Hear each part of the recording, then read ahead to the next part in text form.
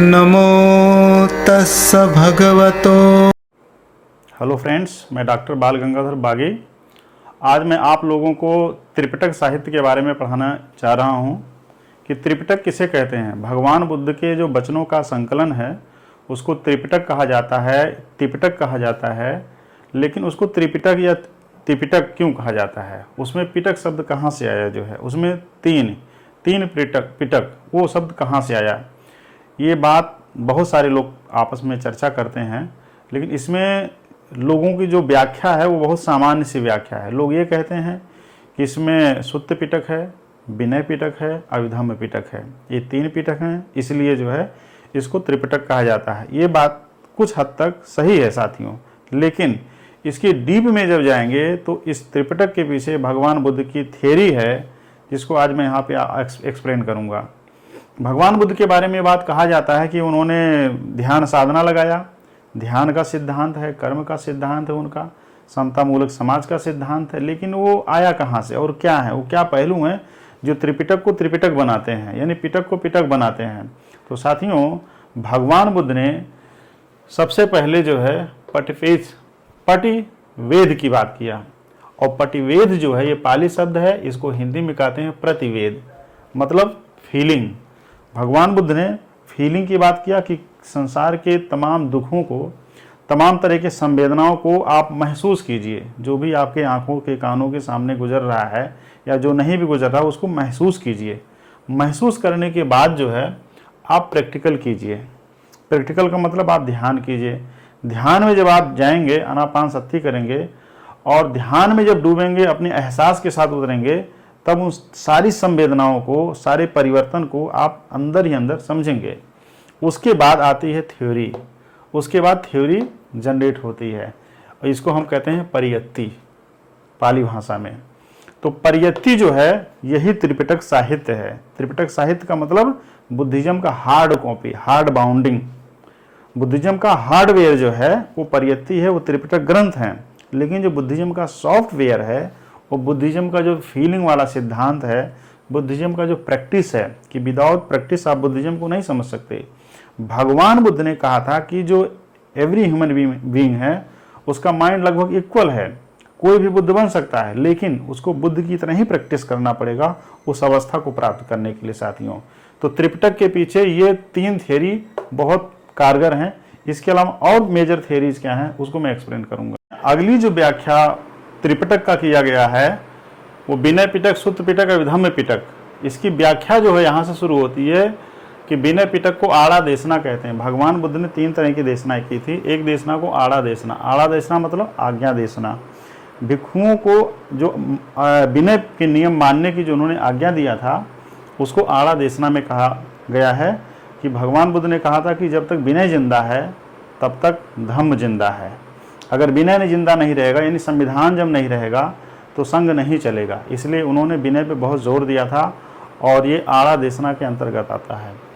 व्यवहार देशना जो है ये व्यवहार करने की बात है कि जो सुत्त पिटक है, इसके जो सुत्त हैं, जो जगह जगह भगवान ने देशनाएं की, उसमें जो तमाम तरह के लोगों को जो उन्होंने समझाया, उसमें उन्होंने जो है जो दृष्टांत उन्होंने दे करके व्यवहारिक जीवन चलाने के लिए जिस दर्शन को उन्होंने लोगों को समझाया वो बहुत ही काबिल तारीफ है और उसको व्यवहार देशना के अंतर्गत लिया जाता है। इसमें सुत्त पिटक के बहुत सारे ग्रंथ हैं। आप सुत्त निपात पढ़ सकते हैं, जिसमें आप बहुत दिलचस्पी के साथ पाएंगे कि भगवान बुद्ध कैसे कैसे लोगों को धम्म में शामिल कर रहे हैं और वो लोग उनके ज्ञान दर्शन से प्रभावित हो रहे हैं। इसके अलावा साथियों, अभिधम्म जो पिटक है ये परमार्थ देशना इसको कहा जाता है। परमथ्य देशना, जिसको परमार्थ हम हिंदी में कहते हैं। मतलब दूसरों की भलाई के लिए, परमार्थ के लिए, पूरे प्राणी जगत के लिए, पूरे living being and non living being के लिए भगवान बुद्ध का जो दर्शन रहा है, ये तीनों त्रिपिटक में समाहित होते हैं, जिनकी व्याख्या यह है आड़ा देशना, व्यवहार देशना, परमथ्य देशना। इसके अलावा साथियों जो है हम त्रिपिटक की और व्याख्या आपके साथ लाते हैं कि त्रिपिटक को त्रिपिटक क्यों कहा जाता है। साथियों, त्रिपिटक की जब हम व्याख्या में जाते हैं तो हमें मिलता है तीन दर्शन और मिलते हैं जो त्रिपिटक को व्याख्यायित करते हैं। यथा पराध, यथानुलोम, यथा धम्म। लेकिन साथियों ये शासन है, यथानुलोम शासन है, यथाधम्म शासन है, और अपराध ना करना, अच्छे कर्म करना। भगवान बुद्ध ने विनय में यह बताया बौद्ध भिक्षुओं को क्या करना चाहिए और क्या नहीं करनी चाहिए, बौद्ध भिक्षुणियों को क्या करना चाहिए, क्या नहीं करना चाहिए। तो यथा अपराध शासन यानी कि एक तरह से पीनल कोड था वो जो है, तो ये विनय पिटक में आएगा, विनय पिटक में ये आएगा।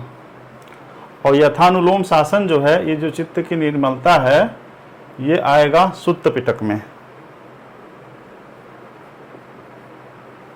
सुत्त पिटक में आएगा।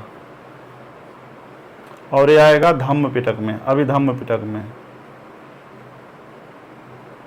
अभिधम्म पिटक में। ये त्रिपिटक साहित्य की ये अलग व्याख्या है।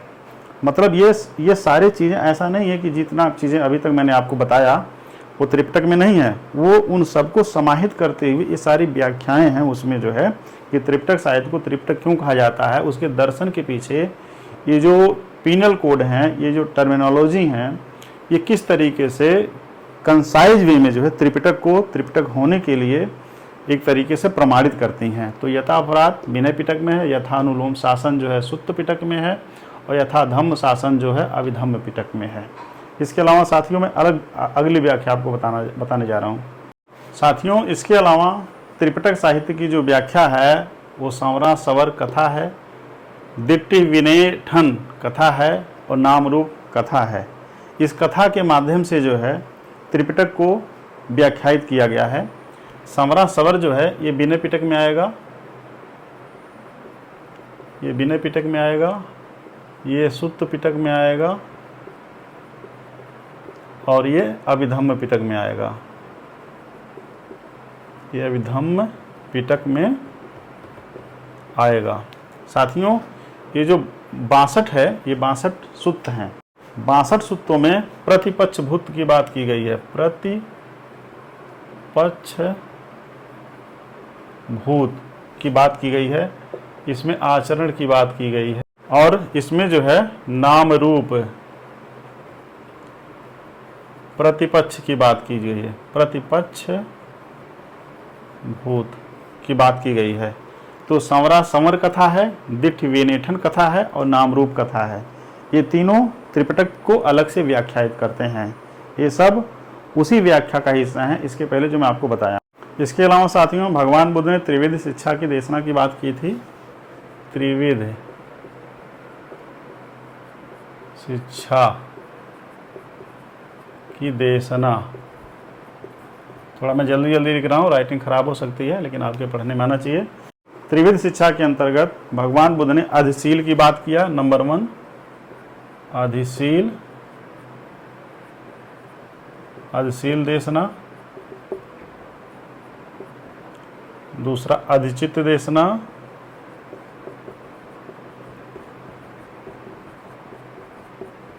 तीसरा अधिप्रज्ञ देशना। अधिप्रज्ञ, प्रज्ञा माने विजडम, अधिप्रज्ञ देशना। ये जो तीनों देशनाएं हैं, अधिशील देशना में आएगा, जिसमें शील सदाचार की बात किया है, ये विनय पिटक में आएगा, विनय पिटक। अधिचित्त देशना जो है, ये चित्त की जो निर्मलता की बात है, ये सुत्त पिटक में आएगा, सुत्त पिटक में। और अधिप्रज्ञ देशना जो है अभिधम्म पिटक में आएगा।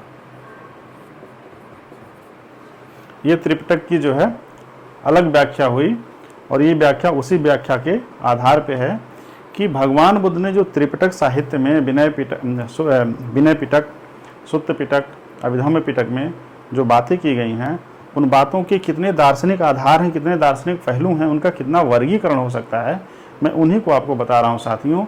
और इस लाइन पे हमेशा ध्यान दीजिएगा, भगवान बुद्ध के वचनों के संकलन को त्रिपिटक क्यों कहा जाता है। त्रिपिटक हिंदी में कहते हैं और त्रिपिटक पाली में कहते हैं। तो साथियों ये मुझे लगता है आप लोग को क्लियर हुआ होगा। मैं अगली व्याख्या प्रस्तुत करता हूँ। साथियों त्रिपिटक की अगली व्याख्या ये है कि नित कम प्रहाण परिमुट्ठान प्रहाण, अनुशय प्रहाण। ये प्रहाण जो शब्द है इसके मतलब होता है लीविंग या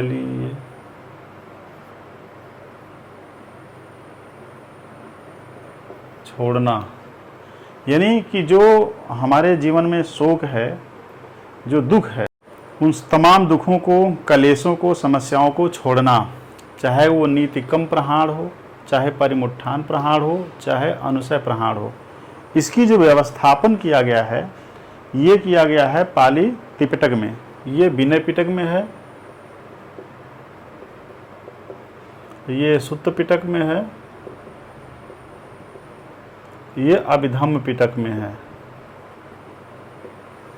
साथियों, आप लोग हैरान हो रहे होंगे कि त्रिपिटक की इतनी सारी व्याख्याएं, ये व्याख्याएं जो हैं त्रिपिटक साहित्य में जो तमाम तरीके के दार्शनिक दृष्टांत दिए गए हैं, भगवान बुद्ध ने पूरे यूनिवर्स को एनालाइज करने के लिए कुछ छोड़ा नहीं। इसलिए भगवान बुद्ध से डिबेट करने के लिए जिस भी संप्रदाय के लोग आते थे उनका शिष्य बन जाते थे। भगवान बुद्ध के समय में 62 स्कूल ऑफ थॉट्स थे, 62 जो है संप्रदाय थे, लेकिन बहुत सारे संप्रदाय ऐसे थे जो भगवान बुद्ध का शिष्यत्व स्वीकार कर लिए थे, उनके शरण में आ गए थे। और साथियों, ये जो त्रिपिटक साहित्य है, ये त्रिपिटक साहित्य जो है संगीतियों में लिखा गया। हम अगली कड़ी में आपको संगीतियों का विस्तृत विवरण देंगे। लेकिन साथियों, जो विनय पिटक है इसको विस्कम्मण भी कहते हैं, कम्मर प्रहाण, और इसको समुच्छेद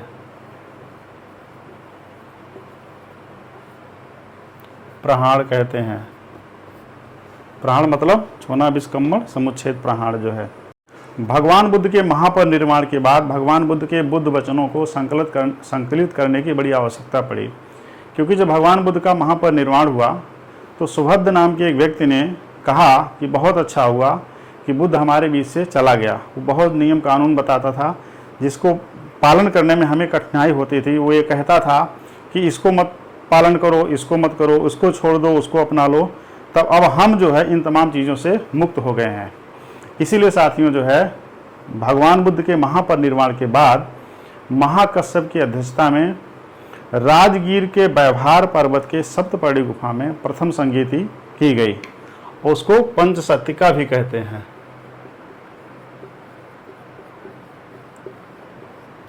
ठीक है, ये प्रथम बौद्ध संगीति है।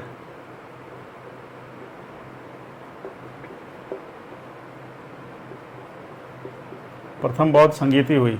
इसको पंचसतिका साथियों इसलिए कहते हैं क्योंकि इसमें कुल जो है 500 थेर थे। थेर को अरहत भी कहा जाता है।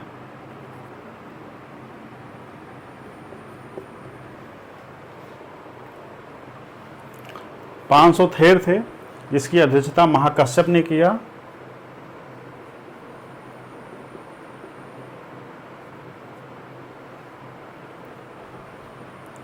और विनय पिटक का जो संपादन है उपाली की के अध्यक्षता में हुआ। जो विनय पिटक है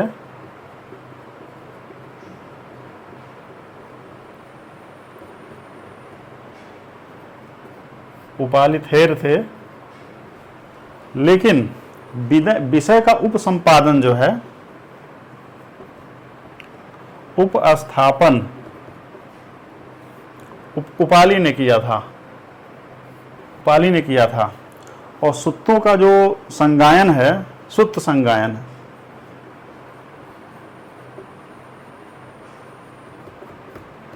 आनंद ने किया था। आनंद भी थेर थे, आनंद थेर ने किया था। और इसकी जो पूरी व्यवस्था है राजगीर में हुई थी और अजात शत्रु ने करवाया था। अजात शत्रु और मगध के जो वासी थे उनका बड़ा इसमें योगदान रहा है। पंचसतिका इसलिए कहा जाता था क्योंकि 500 थेर थे। महाकश्यप ने अध्यक्षता की थी और विनय पिटक का जो संपादन है उपाली थेर की अध्यक्षता में हुआ, उनकी संपादकत्व में हुआ। लेकिन सुत्तों का संगायन आनंद थेर ने किया था। राजगीर की जो का व्यवहार पर्वत है, व्यवहार पर्वत है, वो आज भी वो तमाम शिलालेखों अभिलेखों के लिए जाना जाता है कि वहाँ पे प्रथम बौद्ध संगीति हुई थी। तो साथियों, सम्राट अजातशत्रु जो कि मगध के सम्राट थे, उन्होंने इसकी व्यवस्था कराई। और साथियों, ये 4 जो है माह बाद शुरू हुई थी संगीति। ये संगीति भगवान बुद्ध के महापरिनिर्वाण के 4 महीने के बाद शुरू हुई थी। दिलचस्प बात है साथियों, और कई महीनों तक संगीति चली थी, क्योंकि जो विनय पिटक है वो काफ़ी बड़ा है, उसमें काफ़ी नियम कानून की बड़ी आवश्यकता है जांचने परखने की। तो बौद्ध भिक्षुओं को बहुत मेहनत से जो है इसको तैयार करना पड़ा था। जो है हम साथियों अगली वीडियो में आपको बौद्ध संगीतियों के बारे में बहुत डिटेल में पढ़ाएंगे। अभी तो हमने थोड़ा सा त्रिपिटक जो साहित्य है उसको पिटक क्यों कहा जाता है और विनय पिटक क्यों लिखा गया, कैसे लिखा गया, किसकी उसमें हुआ, इसका हमने थोड़ा सा आपको रिफ्लेक्शन दिया है। लेकिन त्रिपिटक साहित्य को, जिसको त्रिपिटक ऑब्लिक पिटक, त्रिपिटक कहा जाता है, आप लोग इसको ध्यान से पढ़ें। और मुझे लगता है कि आप लोग को ये पसंद आया होगा वीडियो। लोगों को लाइक और शेयर कीजिए, ताकि बौद्ध धर्म से जुड़े हुए तमाम जो जानकारी है समाज में अभी उस तरह से नहीं फैली है। तो मैं ये चाहता हूँ कि मैं पहली बार जो है वीडियो बना रहा हूँ आप लोग को पढ़ाते हुए, तो आप लोग जो है इसको इत्मीनान से देखे होंगे, आप लोगों तक शेयर कीजिए। फिर आपसे मिलेंगे। नमो बुद्धाय।